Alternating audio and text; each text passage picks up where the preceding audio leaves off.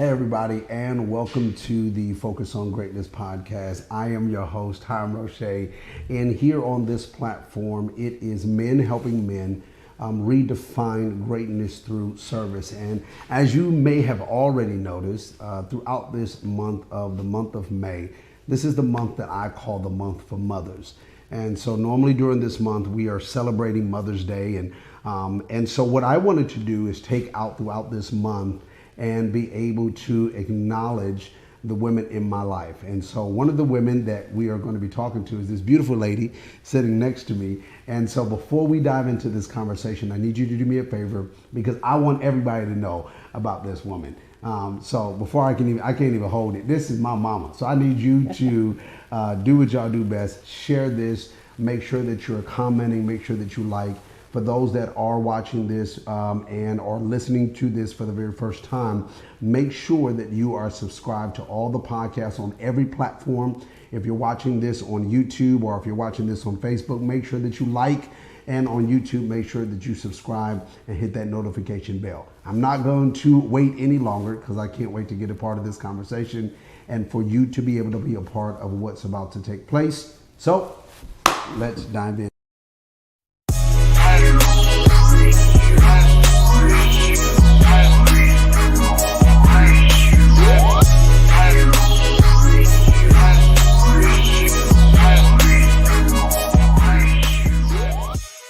Hey, Mom, how you doing? Hey.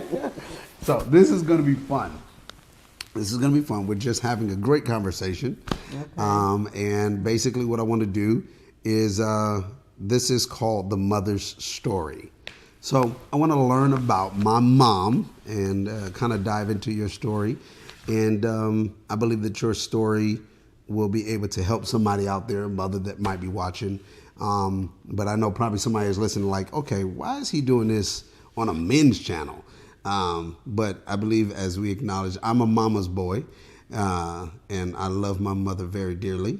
And so I just thought it was appropriate to have my mama on this channel. So we're just going to do what we do. Okay, let's do it. All right. So for the people that are watching for the very first time, don't know nothing about you, let them know, like, your beginning, where you born from and all of that, and then we'll dive some more. Okay. Well, I'm Cheryl Gary, born in Cleveland, Ohio. Got saved at the age of 10. Wow. Walked that young life in the Lord. Pentecostal Church of God in Christ services. Elder Ford, George Ford, and John Ford was our pastors. It started in a vocation Bible study. It's like a summer school deal. I would go spend time with my grandmother during the summer, and round the corner was the vocation Bible school. And so I as a young child, I was fascinated first by just the windows in the church, because they had all those color palettes, and I was, my mom used to say, I would ride past there and say, take me in there, So I was always fascinated with the church. I didn't know, in hindsight, that I would fall in love with the Lord and live a life for the Lord, but I started early. I was married at the age of 23. Young buck. Yeah. Had you, 24.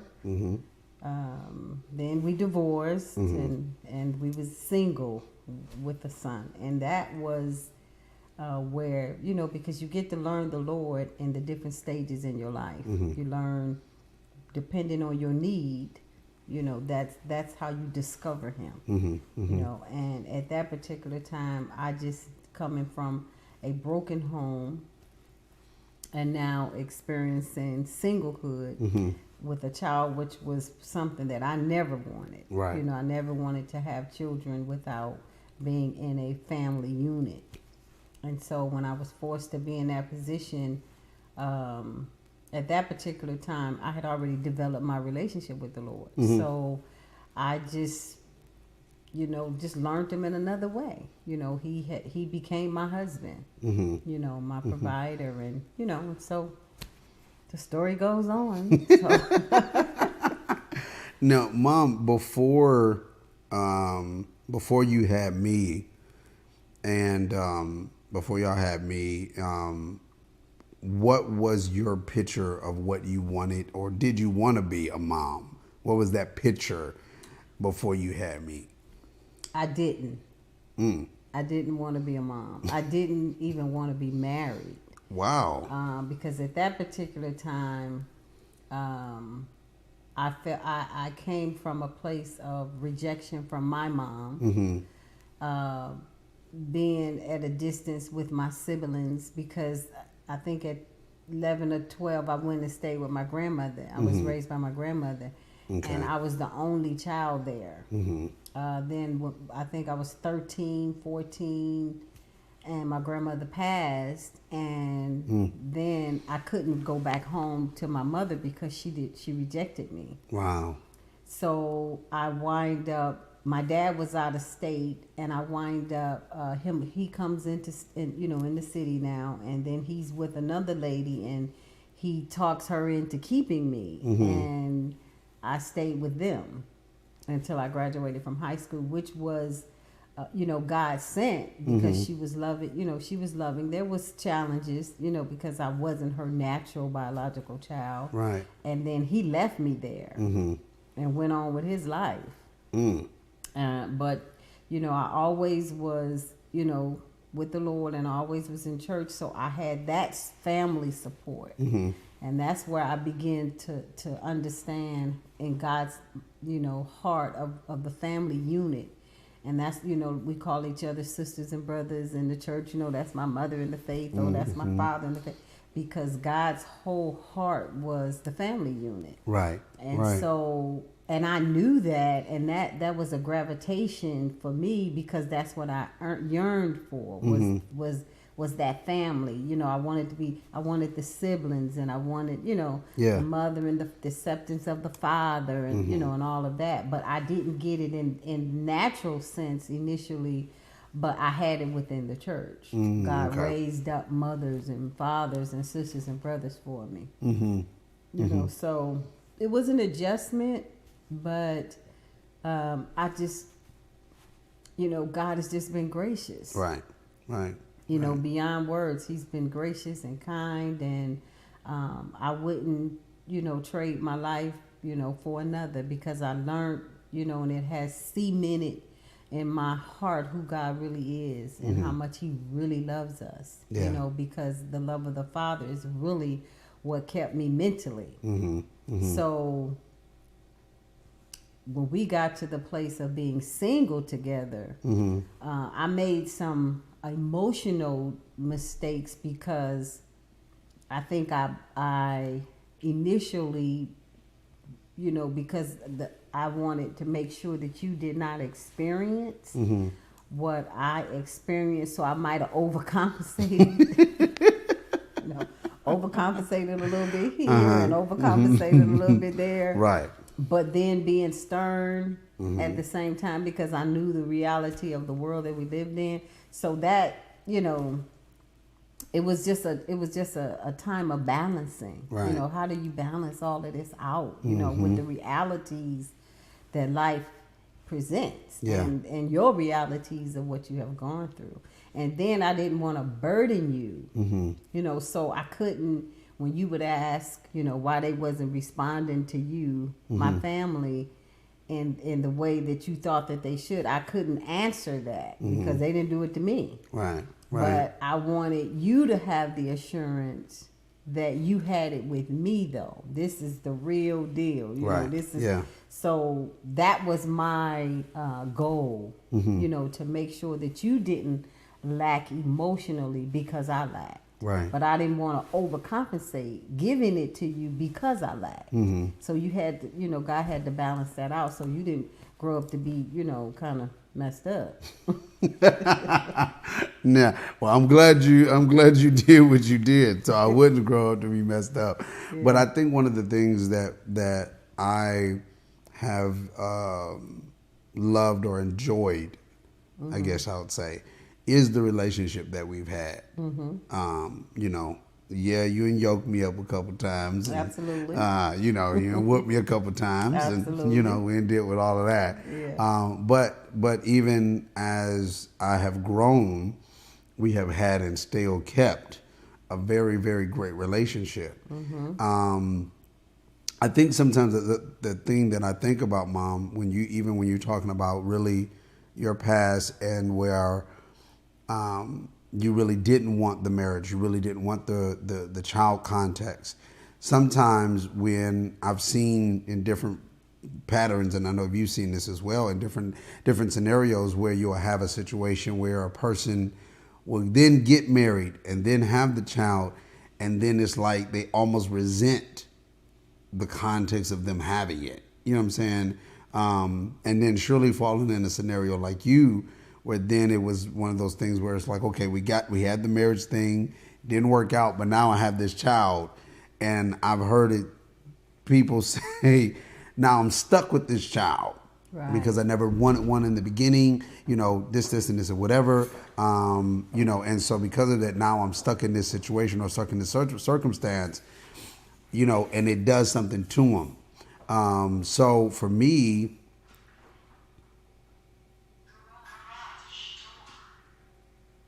the question that I have is, how did you not go there?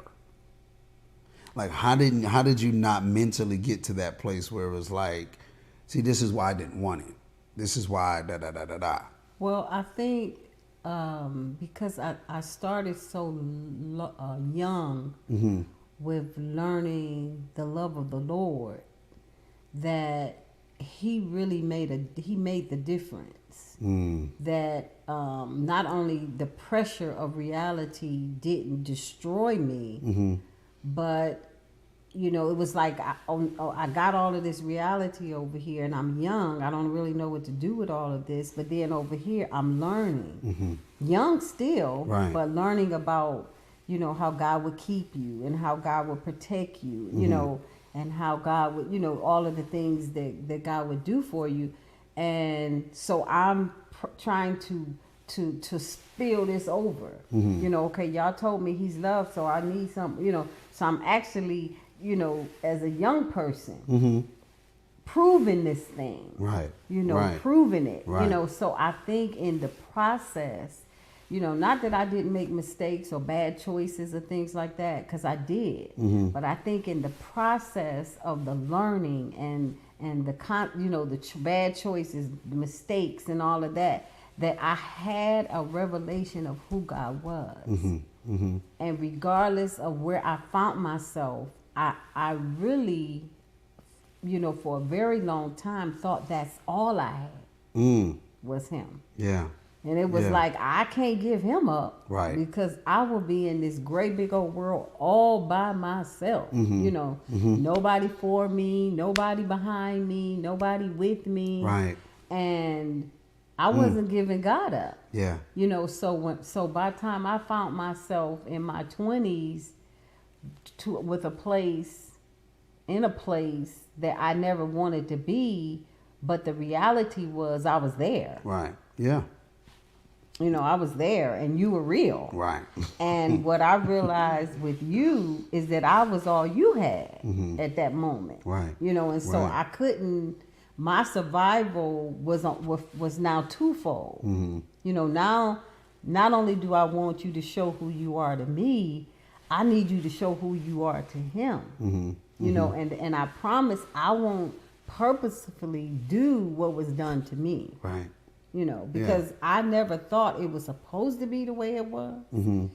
But that's all I knew. Right, right. But I started getting a glimpse of a different picture. How sometimes in the neighborhood, you no matter how bad it is, you think that that's just how it is with everybody until you get out of the neighborhood. Right. So church was a way of escape. It took me out of the neighborhood, where I saw, they kids still, right, right. They acting like they really love them. Right. I saw something different, and I was like, okay. So I get to do now. I get to really do what I said that I would do before I got to do it, that I wouldn't do what they did. Right. And now I get to do it. So, and that's why I said, I'm so gracious to the Lord of the balance in that, because it could have been, you could have been so rotten, right, unmanageable, and, because I could have overdid it, right, and made you be to me what you could never be, and fill those gaps. But I allowed God to do that so I could give you what you needed, because that wouldn't have helped you. Right. It just wouldn't have helped you. Right. Now, I want to ask this question because for you that are watching or those that are listening, I want to point this major piece out, is that everybody's story is different. Everybody's road of where we travel is all going to be different. But we all have an opportunity, and I'm glad you said that. We all have an opportunity to be able to see that it can be done differently. And when we see that, when we get that glimpse of what that is, we have the opportunity to make a choice. Absolutely. You can either choose to do it the way that you didn't like it to be done, or you can choose to be able to do it the way that you see it now and make that choice to be able to make that difference. Well, and I know what you mean. Yeah, I'm not saying you didn't like it to be. No. I didn't take that like that. I know what you mean when you explain the choices.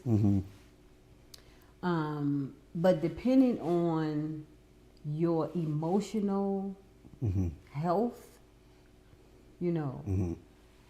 is how you see your opportunities. Right.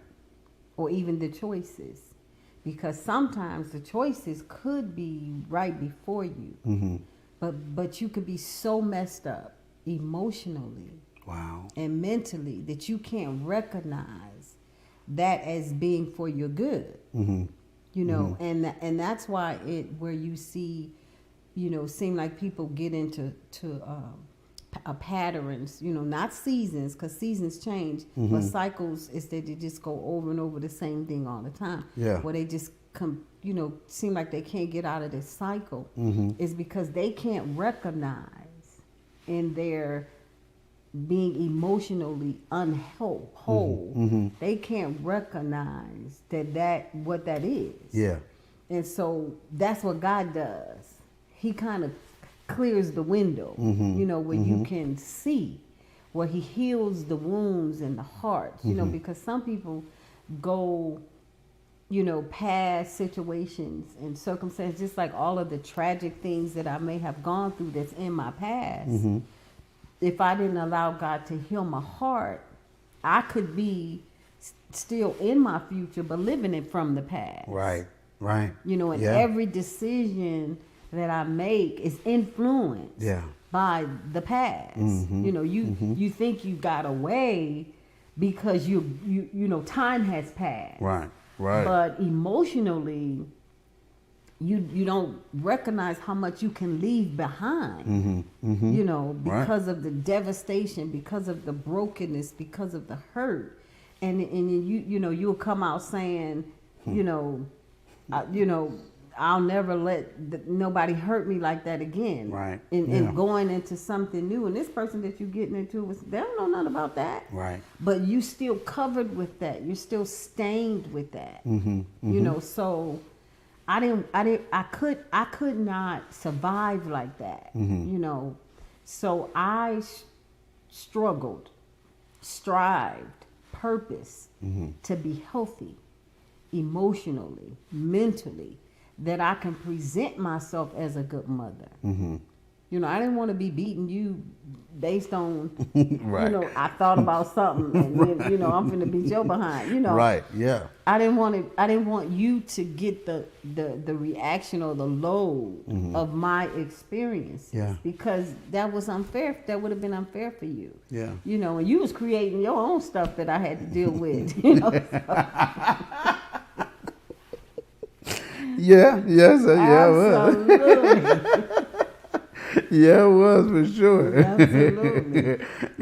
So You know, that's why I'm so grateful for the love of the Lord. Right. You know, I really am. I can't stress that enough, that God really does make the difference. And I'm not trying to be, a woo-woo or, but the life that I live, I get to live it because he lives his life through me. Yeah.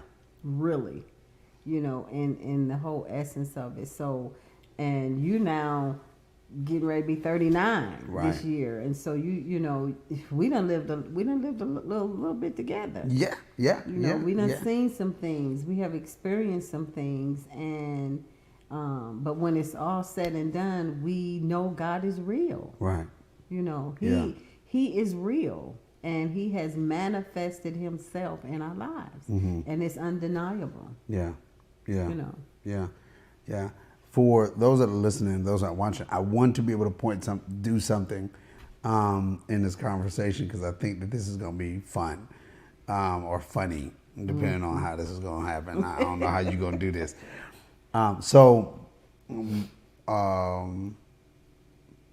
You didn't get married to Dad until, I think I was 15?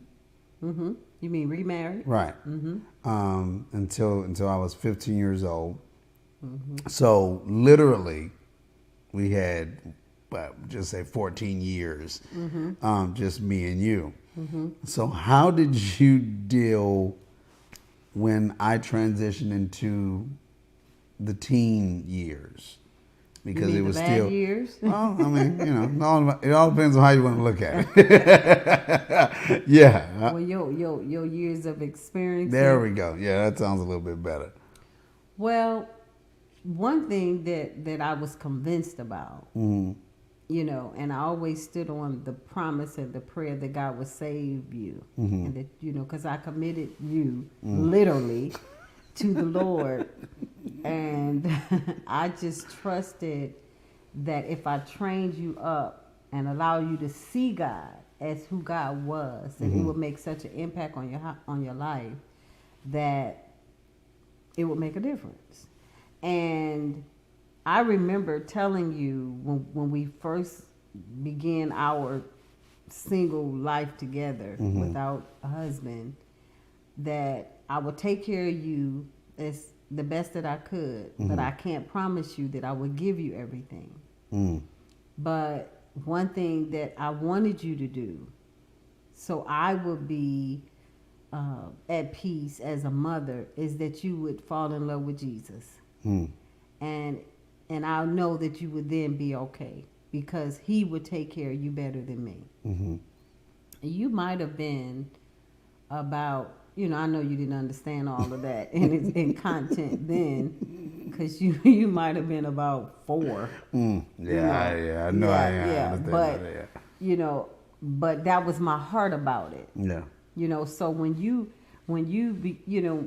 life began to change, see, and in that dynamic, it was a lot going on, because we were single. Then we covenanted with, my husband, and he had a son, and they were single. Right. So you got these two totally different lifestyles that you're trying to bring together.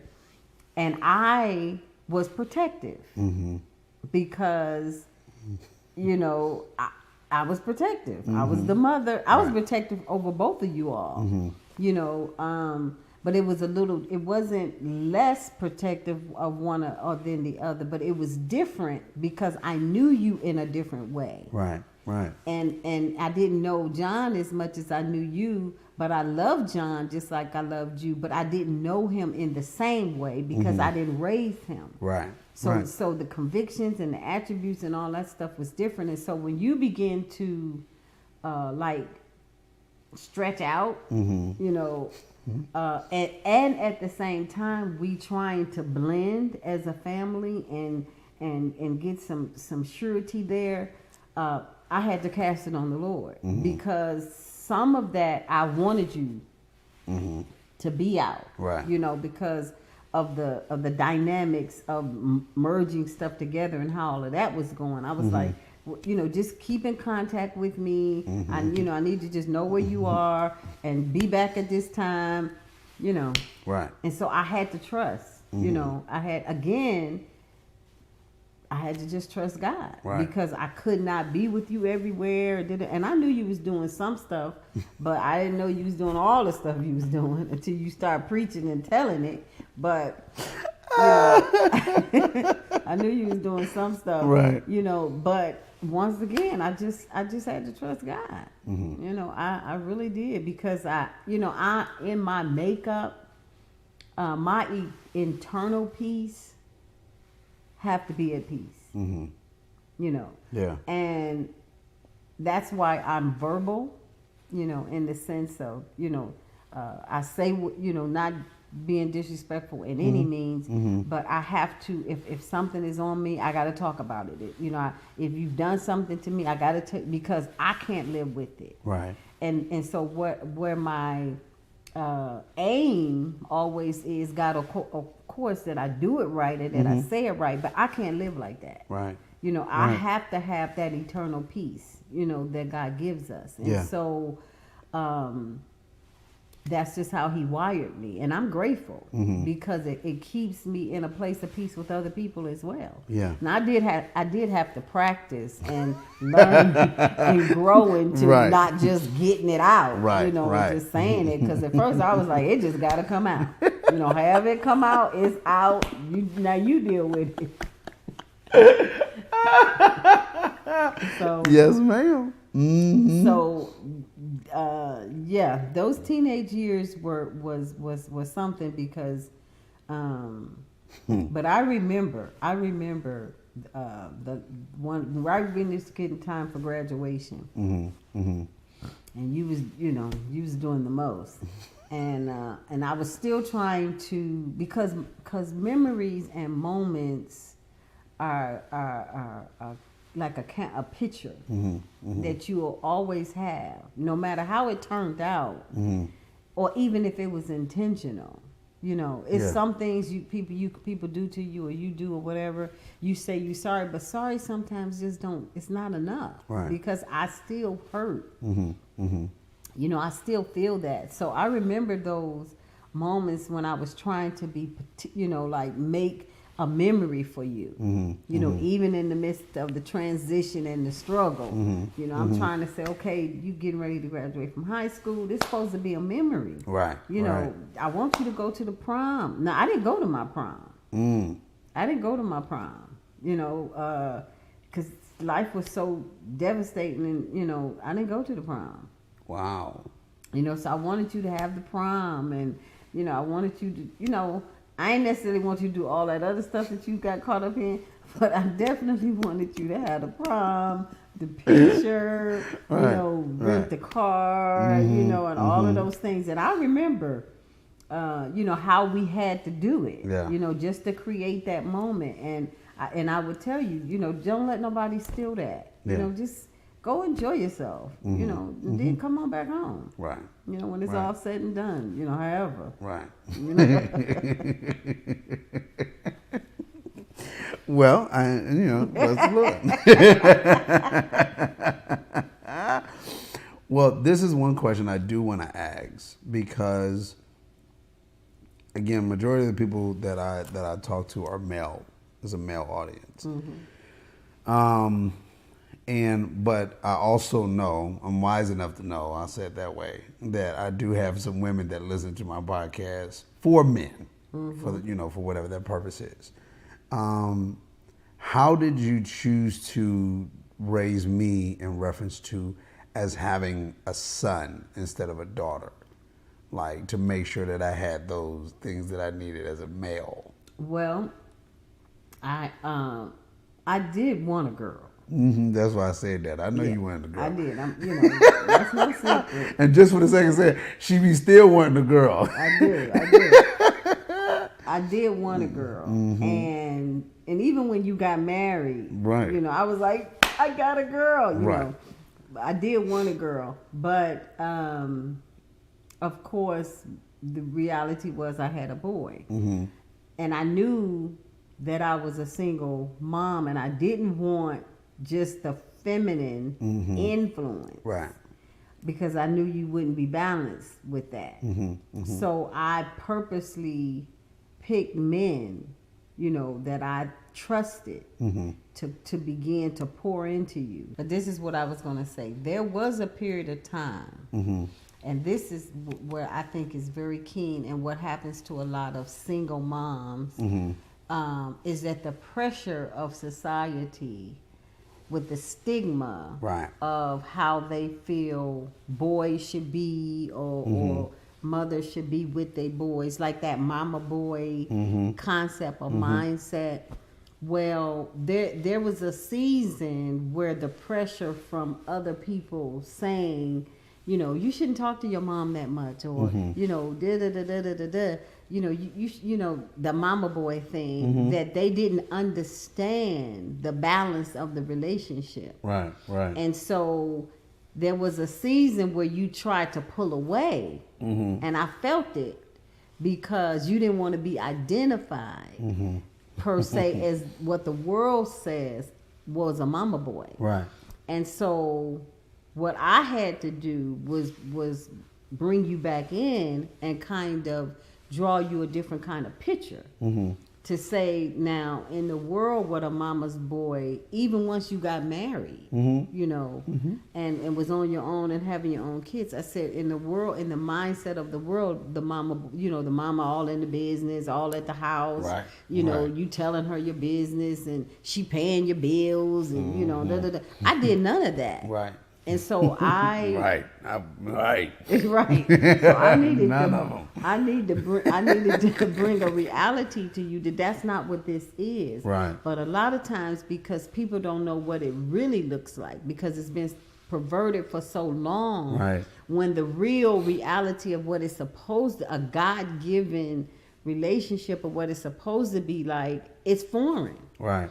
And so they send accusations or negatives towards that, and I'm saying, but this is genuine. Ain't no perversion here. Right. You know. I don't know what's going on over there in your house. You know, you're not telling me your business. I ain't paying your bills. Right. You know, I ain't at your house. Right. You know, so so it's like, so where is all of this coming from? Because of mindset. Yeah. Yeah. It really is mindset. And so I had to live through that.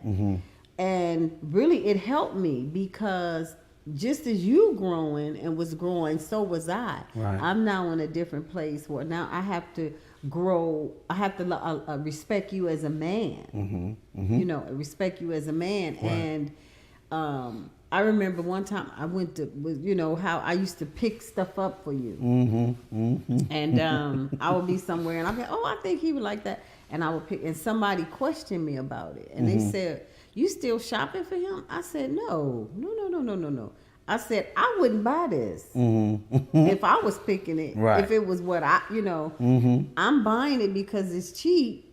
And it's, you know, it's a good price for something, and I know he would like it. Right. But I wouldn't pick that, so I'm not dressing him. Right. But it was a mindset, and not only I would pick up for other people too. You know, that was just my giving way. Right. But they couldn't flow with the concept because of perversion of what that was. Right. And so I had to live through that. You know, it's okay. Well, you know, I keep my pennies. You know.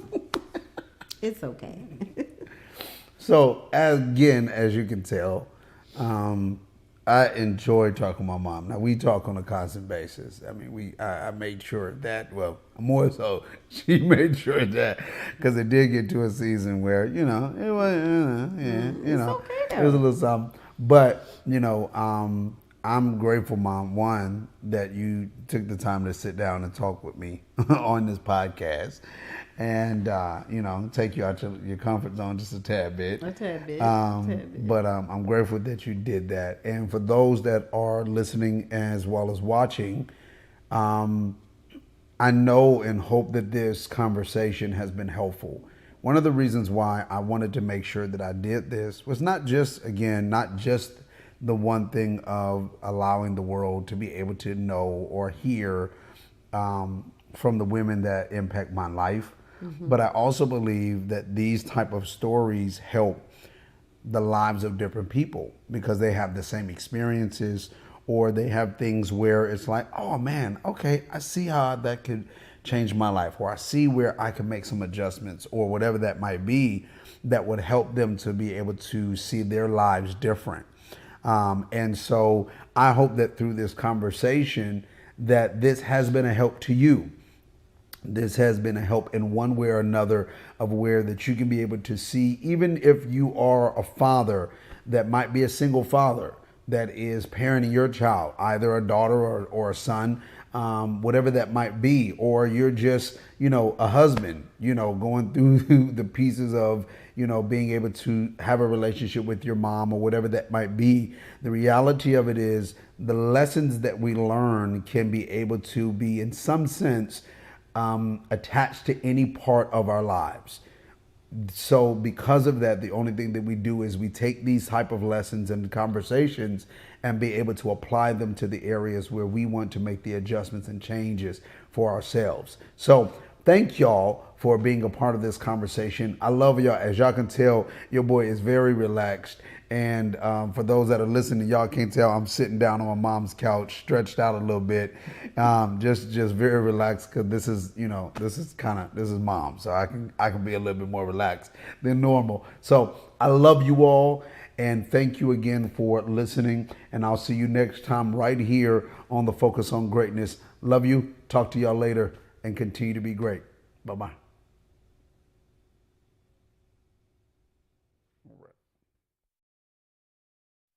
Thank you so much for listening to today's podcast. I pray that this conversation was impactful to you in some form of way. What I want to make sure is that not only are you hearing and learning this information, but that you're taking the time to apply something, some nugget, some piece that you took from this conversation, that you can say, I can apply this for my life to be better. I want you to continue to be with me, and make sure that you're with me every Monday at 6:30 p.m. Central Standard Time. I love you all, and I'll talk to you next time, right here on the Focus on Greatness family.